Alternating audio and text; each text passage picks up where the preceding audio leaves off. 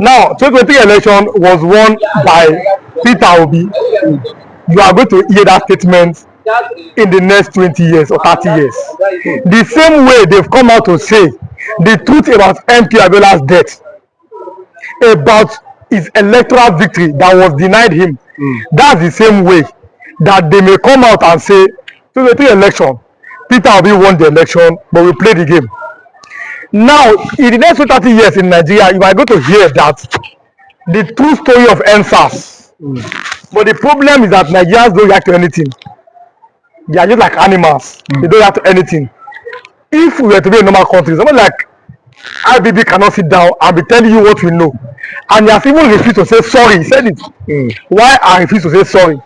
So you might see INEC chairman in the next 30 years and say, I'm sorry, Peter Obi won this election. You might see it. You might see officials here in Lagos come out to say 2020 NSAS, these are what happened. But what are we going to do about that as citizens? Now, in the history of Nigeria, after 1993 election of MKO Abiola, the other election that would have been the best was exactly 30 years later, 2023, where the youth of Nigeria spoke with one voice. No religion, no tribalism. People came from overseas to vote for their best candidates. And like I said, everybody knew who was the best candidate in the election. Even the devil knows that there is no way you have Peter Obi and the rest. He was waist and shoulders above them. The people were voting. Then suddenly and unimaginably, IRF was shut down. Then technical glitch. How? When they knew that this man was already winning the election, when for the first time since 1993, the will of Nigerians was beginning to prevail, then the evil happened. They struck the so-called IRF. IRF was shut down. Then look at how Nigerians have been coping ever since they declared election in the middle of the night. Everybody was sleeping now. We just woke up and this is the winner. Look at what Nigerians are facing. Look at the tribulation. How long shall we continue like this? We will continue because Nigerians are docile. And I've always been telling people, Nigeria is a conspiracy. There seems to be a conspiracy against Nigerians by the politicians, the civil servants, religious leaders, traditional rulers. Look at that IBB gathering. The so-called people that fought, that they were saying fight for democracy, we love MK Abiola. Look at it. No wonder one of MK's sons said that Yoruba people killed my father. I mean, he's right. Because look at Yoruba men sitting down with someone that annulled the election. Even that man refused to take responsibility. He said it was Abacha. That means, if you say it was Abacha, that means you were not in charge of your government. That's an indictment of IBB himself. How can you say it was Abacha that annulled or that made that election result not to be counted? It is exactly the same thing. Oh, we formed Adeco. After all of them, they went to be meeting Abacha secretly to seek for appointments. They betrayed MK Abiola, his own people. I always tell Nigerians, your biggest enemy most times are from your tribe. Stop looking outside for a problem. Most times your tribesmen, follower. Most times your tribesmen that are betraying you.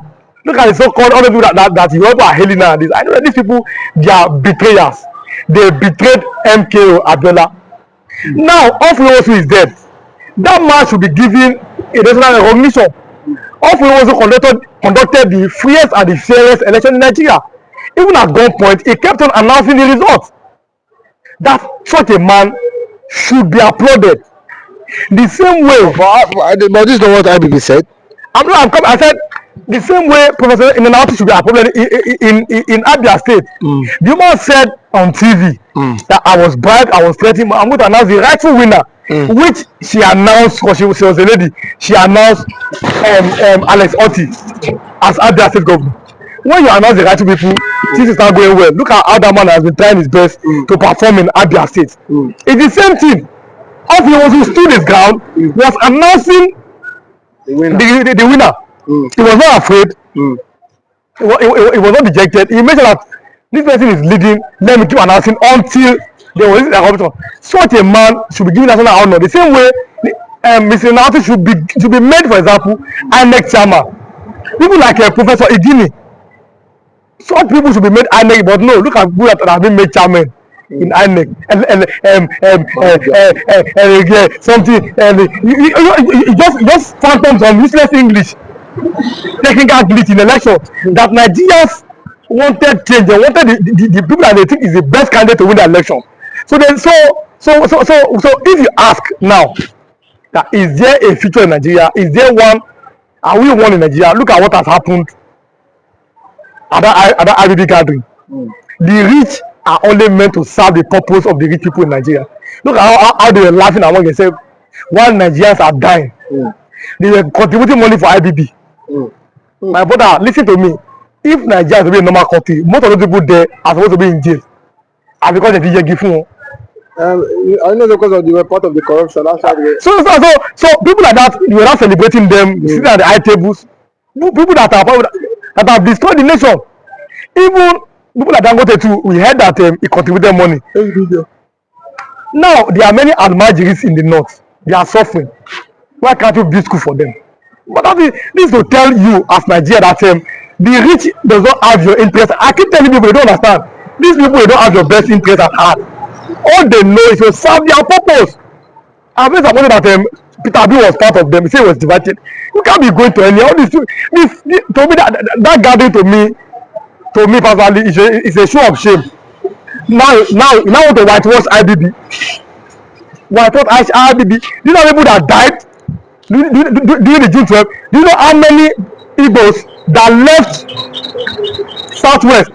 Because according to them, their properties were being targeted. So there's a very big problem in this part of the nation where people don't even know their right from the left.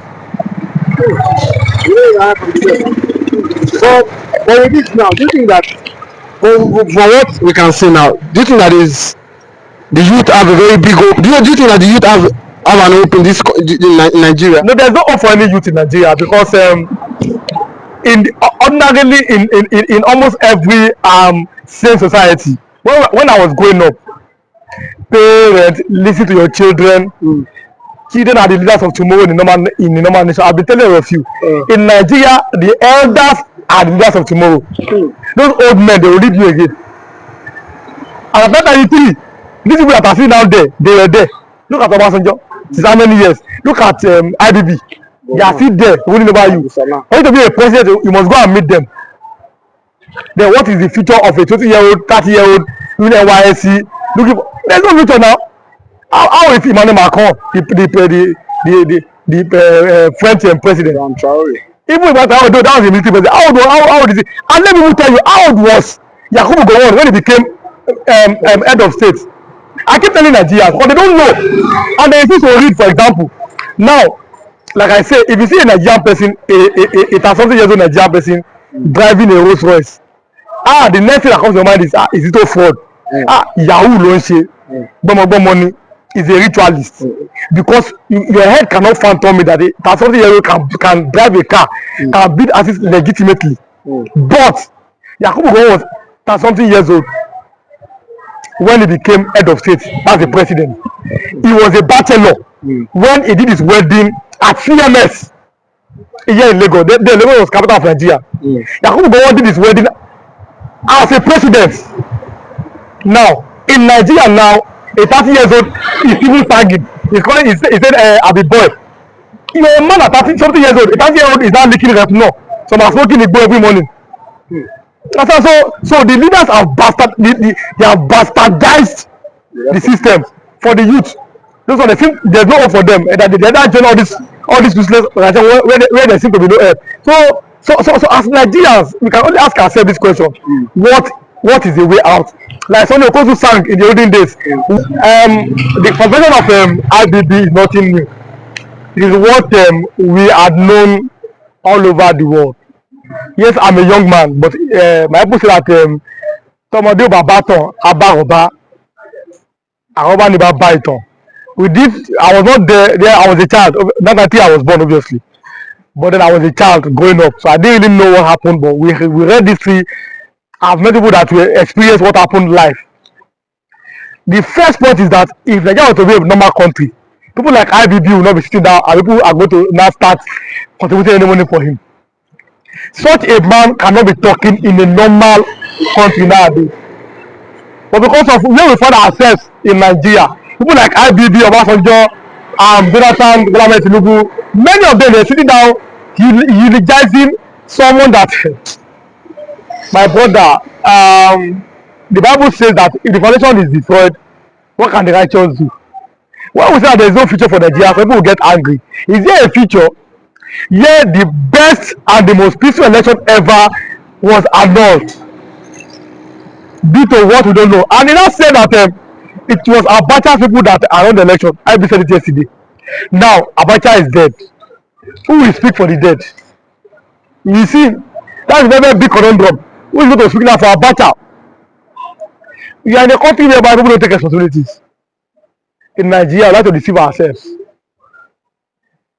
Ordinarily, in a sane world, IBB should not be near where people now come and you now sit down and people now be eulogizing him. You should look at men at the table in Nigeria. The freest and first election ever. The election that will have built a nation going forward. Where they will not be rigged. Where people that can vote for their mind. Obviously, it was a Muslim ticket then. That time, like I said, Nigeria was more peaceful then. Nothing like Fulani S-men. No Boko Haram, no bandits, no Lakurawa. So Muslims ticket them means that you are voting for competence over tribe and religion. Kabila defeated Bashir Tofa in his hometown. People voted liberally. Imagine. But nowadays, everybody must vote across ethnic line. Even if that candidate is not a candidate, this man cannot do anything, but we must vote for him because it's from our side. So if you don't vote for a candidate, you are being seen as a bastard or as an outsider. For people like us who believe in Jonathan then believe in Peter Obi from Yoruba land, they are being seen as outsider because of the effect of that annulment of 1990 election. That election should have stayed, the election should have been declared. But now look at where we find ourselves in this part of the country. So IBB, people celebrate IBB, so it is Yakubu Gowon is there. Yakubu Gowon fought a bloody civil war against the Igbo tribe, which he may be regretting. If you ask Yakubu Gowon now that as an elderly man, Baba, do you regret the alienation of the Igbo people? He might be regretting now. But now he sat down there with IBB. Now look at what's happening to his own people now. In his own town. Fulani S-men, they are finished plating people. He said that I conquered Biafra. Now Fulani S-men are not conquering his own people. After fighting what he does. People like Yakubu Gowon, they not sitting down. If they just want to be a normal country, these people they should be facing justice. How children were being malnourished. We saw the videos in the eastern part of Nigeria, then all the eastern region. So if you look at these things and then you ask yourself salient question: is this country going forward? Is there a hope? Is there a future for Nigeria? Look at your elders. Yakubu Gowon became president at 32 years. In Nigeria now, 30-year-old boy can only be feeding that experience. Can only be licking ref no. All those nonsense they are taking. Where have we gone to? So Yakubu IBB telling us MK won the election. It's like somebody telling me that my name is Riwa Olasukomi. Another name. So it's as simple as that. So let Nigerians, the youth, let them now wake up, tell themselves the truth, and don't forget. MK son said that Yoruba people killed his father. He said it. One of the sons that they betrayed his father. MK son said it. That it was people that because they were collecting appointment under the Abacha. That Yoruba they betrayed. He said it that forget the Fulanis. Yoruba betrayed my father. That's what MK son said. You can imagine. That means like Yoruba say, "Kokotoje for the follower." That's simple as that. So when you look at other tribes that they are a problem, no, your problem as a Nigerian most are internal problem. Look at each of them in Kanu. How many Eastern governors have agreed to be president so they can release Kanu? That means in America is being held by his own people. The same way Nkebela was killed according to one of his sons by Yoruba people, that he was betrayed. It's as simple as that. Your son is in detention, you are collecting appointment from Abacha. What does that tell you? What that psyche on to be no future for Nigeria? You ask question. Okay, now, I think at this point now, what do you think can be the way out of this quagmire? Yesterday we saw Gowon telling the president that, telling IBB that IBB should not feel guilt inside of him. What about those lives that were being cut short there? What will happen to them? If the foundation be destroyed, what can the righteous do? Nigeria was never meant to be one. That is where the problem comes from. The reason why the country seems not there is no unity of purpose. The way I'm thinking from Abeokuta Ogun State, a Yoruba man, is not the way Muhammadu Bundi is thinking from Jigawa State. It's not the way Chimaoke Obina is thinking from Ebonyi State. So we have our different ways of thinking as Nigerians. We never want to be one. The British came, they joined the southern and northern potato. Okay, if you say that we are one Nigeria, who were there when we agreed to come together? Who are we? Number one. Number two, if we say that we are one, Nigerian, tell us what is our unifying factor. Every nation must have a common purpose and common goal. Does Nigeria have a common purpose and common goal? It's not the same. Our lifestyle, our religion, our thinking, our food. We don't have anything. We don't want anything that is common together as Nigerians. What do we have in common with the Fulani man, with an Igbo man? You know what I'm saying? Obviously, Yoruba and Igbo are closer to ideology because they are from the southern part of Nigeria. But look at the northern part of Nigeria. When a man, even though he's a poor man, his children must go to school. An Igbo man must go to school. The Igbo man, either the children learn work, the Igbo man, the children go and learn trade. Somebody look at the north, giving children play for Albajiri. You are not, if you like pray to, you are not one now. You can't be. We have been saying this for how many years? We are not one because our thinking and knowledge does not match. The British came, when they came to Igbo land, these are the Republicans, they no head. They only have these elders in their place. They have plan. When they came with the indirect rule, it failed woefully. They came to the west in Yoruba land, then Oyo Empire, 50-50. Partial failure because Yoruba had a unified like Oba, but that Oba does not have absolute power. They have Oyo Mesi, who are like the Senate. Oba, we don't want to hear anymore. They open Calabash, Oba must kill himself. That's like an impeachment.